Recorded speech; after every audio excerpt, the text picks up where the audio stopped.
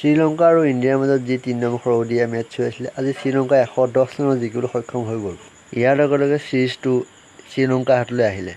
শ্ৰীলংকাই 27 বছৰৰ মূৰত আজি ODI চিৰিজ জিকিছে ইণ্ডিয়াৰ বিৰুদ্ধে। ইয়াৰ আগতে 1997ত জিকিছিলে। আজি 27 বছৰ কমপ্লিট হৈ গ'ল আজি ইণ্ডিয়াৰ বিৰুদ্ধে চিৰিজ জিকা। আজি যিখন খেল হৈ আছিলে, শ্ৰীলংকাই প্ৰথম বেটিং কৰি 248 ৰান কৰিছিলে, 249 ৰানৰ টাৰ্গেট দিছিলে। আজি শ্ৰীলংকাৰ বেটিং বৰ ধুনীয়া কৰে। অভিষেকে ভাল বেটিং কৰে, 96 ৰান কৰে আৰু মেণ্ডিছে বৰ ধুনীয়া বেটিং কৰে, 59 কৰে। শ্ৰীলংকাৰ প্লেয়াৰসকলে আজি ভালেই খেলে, কেপ্টেইনটোৱে ভাল খেলে আজি। ইয়াৰ ফলত শ্ৰীলংকাই আজি 248 ৰান কৰে।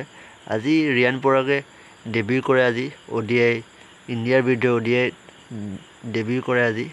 আজি ৰিয়ান পৰাগে বৰ ধুনীয়া বলিং কৰে, 3টা উইকেট লয়, মেইন উইকেটকেইটা লৈ আজি 9 অভাৰত 54 ৰান দি 3টা উইকেট লয়। আজি ইণ্ডিয়াৰ বলিং বৰ ধুনীয়া কৰে। বলিং স্ক'ৰ কাৰ্ডখন যদি আমি চাওঁ, চিৰাজে আজি 1টা উইকেট পায় 9 অভাৰত, শিৱম ডুবে 4 অভাৰত উইকেট নাপালে, অক্ষৰ পেটেল 10 অভাৰত 41 ৰান দি 1টা উইকেট পায়, ৱাশ্বিংটন সুন্দৰে আজি 8 অভাৰত 1টা উইকেট পায়, কুলদীপ যাদৱে 10 অভাৰত 34 ৰান দি 1টা উইকেট পায়। ৰিয়ান পৰাগে বৰ ধুনীয়া বলিং কৰে, 9 অভাৰত 54 ৰান দি 3টা উইকেট লয়।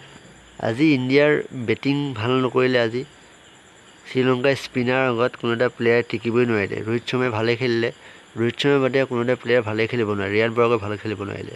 যদি আমি ইণ্ডিয়াৰ স্ক'ৰ কাৰ্ডখন যদি চাওঁ, ৰোহিত শৰ্মাই ভাল খেলিলে 20টা বলত 35, চুমন গিলে ভাল নেখেলিলে 14টা বলত 6, বিৰাট কোহলি আজিও বেয়া খেলিলে 18টা বলত 20, ঋষভ পন্থে আজি ভাল নেখেলিলে 9টা বলত 6, সুৰেশ আয়াৰে ভাল নেখেলিলে আজি 7টা বলত 8, অক্ষৰ পেটেলে 7টা বলত 2, ৰিয়ান পৰাগে ভাল নেখেলিলে 13টা বলত 15, আজি ভালেই নেখেলিলে মানে 25টা বলত 30 মাৰিলে ৱাশ্বিংটন সুন্দৰে ভালেই খেলিলে বাৰু আজি। ইয়াৰ ফলত ইণ্ডিয়াই 138 ৰানেই কৰিব পালে, 110 ৰানত হাৰি গ'ল আজি ইণ্ডিয়া।